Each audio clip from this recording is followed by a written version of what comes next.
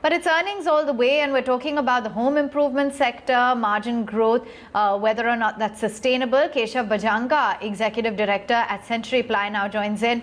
Keshav, good to have you on board, and definitely a sector that has thrived, if not just survived in the COVID period, has been the home improvement segment, plywood, tiles, pipes.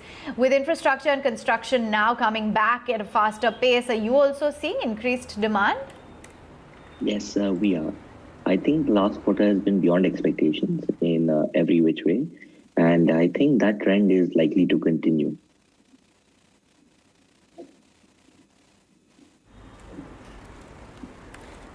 Okay, that sounds fairly optimistic, and give us a sense as to, whether or not you're seeing this kind of demand pick up in rural areas vis-a-vis the metro cities. What's that mix like?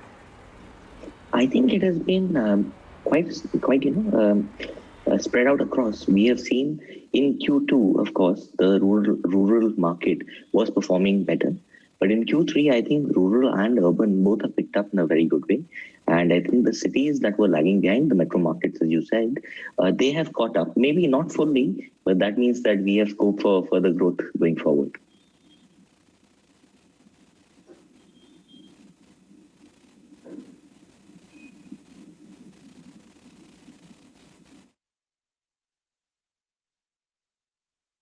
Keshav, if you could give us a breakup of how much of your product goes to new buildings and renovation, institutions and retailers, what that breakup looks like?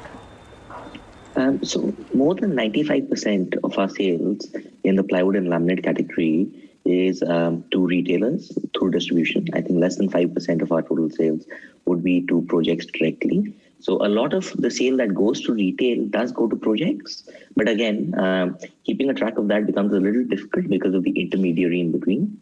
Having said that, I think that we would have close to 70% in the form of new construction and 30% in the form of renovation.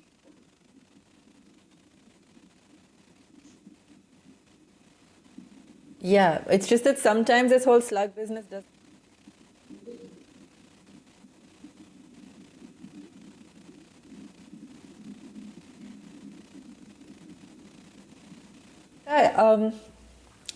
What about this pricing strategy as well, with the increase in raw materials, and whether or not you'll be able to maintain those margins going forward? The market is extremely buoyant. We have already passed on the price increase to a large extent, to the cost increase to a large extent in all of our product categories. We've taken a price increase in plywood, in laminates, in MDF. So I think margins should really sustain, if not improve going forward. Having said that, operational leverage gives you additional margin. The percentage of margin in the incremental sales is, of course, going to be far higher. And I think with the growth that we are experiencing and that we are expecting, we should definitely be able to maintain margins, if not improve them further.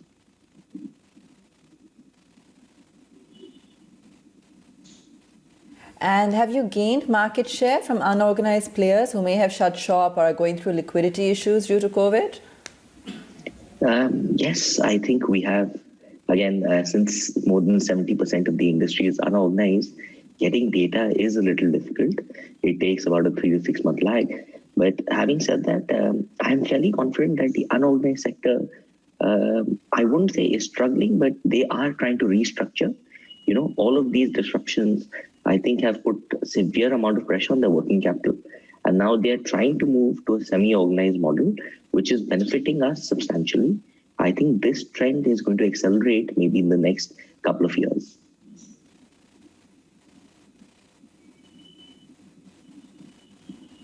Okay. Keshav, India is now seeing a rising acceptance of MDF and PB in the ready-made furniture space versus the cheap plywood. So how are you planning to capture market share in this segment?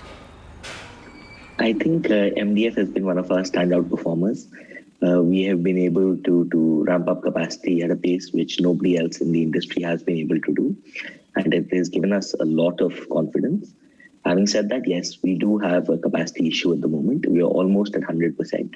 We're trying to push capacity to beyond 110%, which is, Kaizen is a philosophy that we follow, a continuous improvement. And I think that has helped us a lot in the past. We'll continue to do so. But we have planned for 2 expansions in MDF, and they should be operational within hopefully within the next financial year itself, and the second within the next calendar year. So within 22, we should have our larger capacity operational, and the augmented capacity, I think we should have operational by Q4 22 itself.